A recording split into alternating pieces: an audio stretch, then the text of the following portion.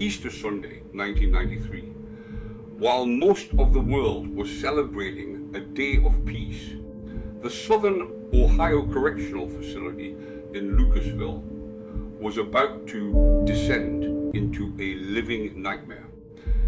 What started as a protest over a medical test exploded into the longest and one of the deadliest prison riots in American history.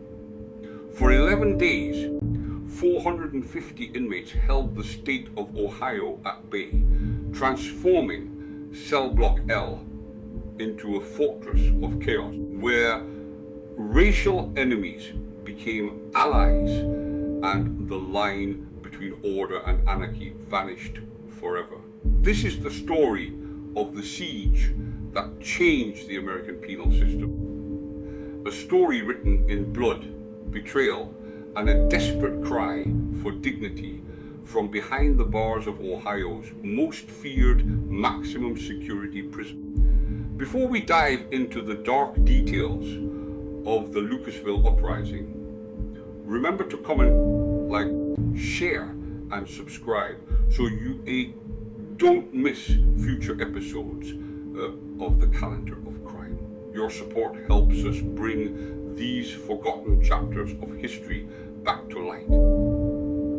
Now, let's carry on with the story of the siege of Cell Block L, the Southern Ohio Correctional Facility, commonly known as Lucasville, was a powder keg waiting for a spark.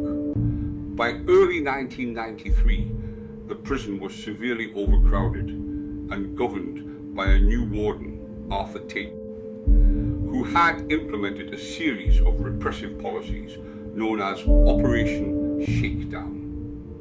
Tensions between the predominantly urban black inmate population and the rural white correctional officers were at an all-time high. The final straw came when Warden Tate mandated tuberculosis testing for all inmates. The test required an injection of phenol, a substance that a group of Sunni Muslim inmates refused on religious grounds. Despite their requests for alternative testing methods, the administration remained inflexible, setting the stage for a confrontation that would soon spiral out of control on the afternoon of April 11th. As inmates were returning from their recreation period, the spark finally caught. A group of prisoners overpowered several guards, seized their keys, and quickly took control of Cell Block L. Within an hour, the block was a self-contained fortress.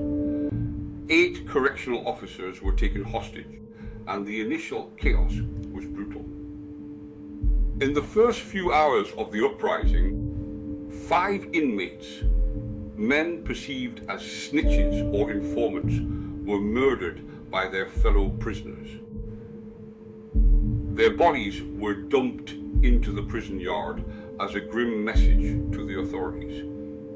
The inmates were now in charge, and they were not playing by the rules. As the sun set on the first day, an unlikely alliance began to form within the walls of Cell Block L. In an environment defined by racial segregation and gang warfare, the Sunni Muslims, the Aryan Brotherhood, and the gangster disciples declared a temporary truce. They adopted the slogan, Convict Unity and Black and White Together, spray painting these messages on the prison walls. This united front was led by men like Sadiq Abdullah Hassan and George Skatsis, who realized that their only hope for survival lay in standing together against the state. They established a primitive form of governance, distributing food and water while preparing for a long-term standoff. Outside the prison, the state of Ohio scrambled to respond. A massive perimeter was established involving the Highway Patrol and the National Guard. Negotiations began via telephone and radio, but the atmosphere was thick with distrust. The inmates demanded better living conditions, an end to Operation Shakedown, and a fair resolution to the TB testing dispute. However, the state's lead negotiator made a critical error during a televised press conference, downplaying the inmates' threats, suggesting they were not serious about harming the hostages. This perceived insult would have devastating consequences for those trapped inside. On April 15th, the fourth day of the siege, the inmates decided to prove they were serious.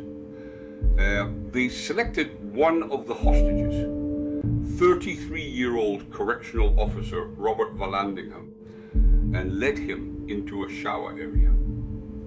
There he was strangled to death. His body was placed on a stretcher and rolled out into the yard for the world to see. The murder of Vallandingham changed the nature of the siege instantly. What had been a standoff over prison conditions was now a high-stakes murder investigation.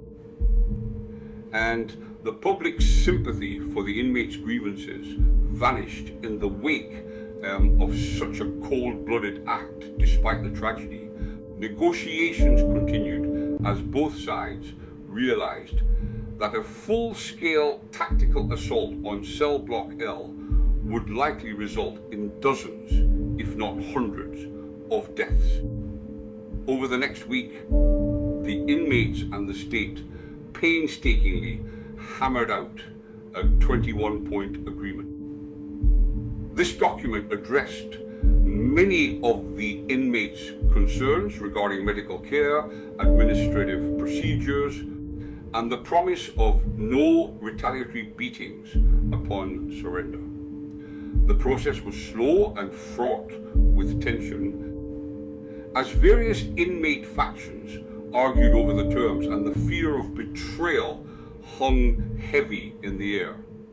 Finally, on April 21st, the 11-day siege came to an end. In a carefully choreographed surrender, the inmates walked out of cell block L in small groups, hands on their heads, into the waiting arms of the authorities. The scene was surreal, hundreds of men emerging from the darkness of the occupied block into the bright Ohio spring. In total, 9 inmates and 1 correctional officer had lost their lives. The interior of cell block L was a scene of utter devastation, covered in graffiti, debris, and the scars of a war that had been fought in the heart of the American justice system. The aftermath of the Lucasville riot was long and litigious. 5 inmates, including the leaders of the various factions, were eventually sentenced to death for their roles in the murders that occurred during the siege. The riot led to significant changes in how prisons are managed in Ohio and across the country, emphasizing the need for better communication and more humane conditions to prevent such a catastrophe from happening again. Yet, for the families of the victims and the survivors of those 11 days in April, the siege of cell block L remains a haunting reminder of what happens when the systems designed to provide order descend into total collapse. Thanks for watching. Please comment, share, like, and subscribe for future episodes from the Calendar of Crime.